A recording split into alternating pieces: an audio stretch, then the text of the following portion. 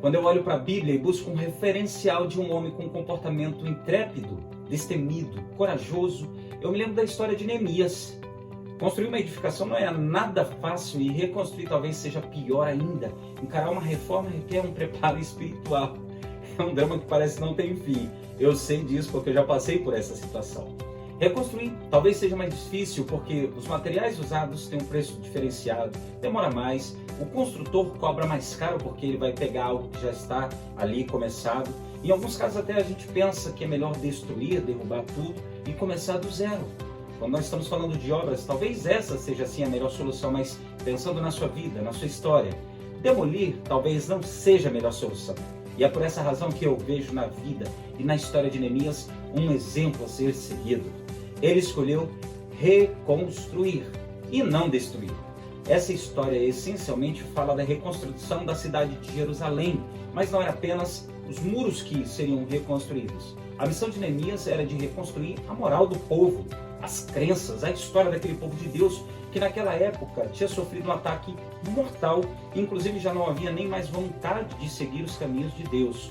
Era tamanha a opressão, para vocês terem uma ideia, que até os poucos que queriam reagir àquela cultura, eles eram satirizados e logo eles desistiam. Por essa razão, talvez que Neemias, no capítulo 2, versículo 17, escreveu: vocês estão vendo a situação terrível em que estamos.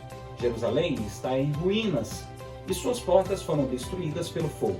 Venham, vamos reconstruir o muro de Jerusalém para que não fiquemos mais nesta situação humilhante.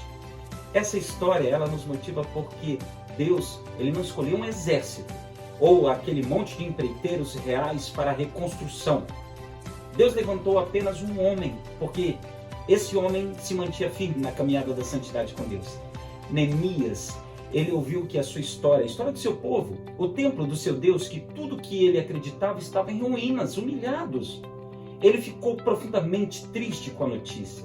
O seu comportamento, diz a Bíblia, que mudou. A sua alegria, ela foi embora e deu lugar para um profundo fardo e pesado. Como está o seu ânimo e a sua alegria nesse momento? As palavras que lançaram contra você e as atitudes que tomaram contra você? A sua vida nessa altura do campeonato, ela precisa passar por uma reconstrução? Talvez o tempo, a decepção com as pessoas, as suas próprias escolhas erradas, elas causaram destruição e profundas rachaduras na esperança, na sua fé em Deus, na sua confiança, e por essa razão você não tem forças mais para lutar. Para você começar uma reforma na sua vida, você tem que decidir algo. Jogar tudo que não presta fora, aquilo que está dentro do seu coração. Foi isso que Neemias fez. Ele jogou fora todo o lixo, toda a idolatria que estava no lugar em que Deus precisava estar para receber a perfeita adoração. Se há pecado escondido, se há pensamentos impuros, se há comportamentos da carne que ainda não foram resolvidos no Espírito Santo, conforme Gálatas 5,19 diz, você precisa colocar os pés da cruz de Jesus. O único arquiteto que é capaz de empreitar essa mudança, essa reforma é Deus. Ele quer fechar todas as brechas e os lugares escuros da sua vida. Neemias, ele foi ousado, sim, ele foi intrépido, corajoso, e ele conseguiu se levantar e encarar os desafios de uma reconstrução. Mas por quê? Porque ele estava de joelhos, orando, chorando, rendido aos pés na dependência de Deus.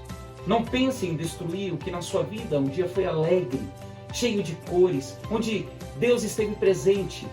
Deixe Deus transformar as ruínas em lugares de alegria.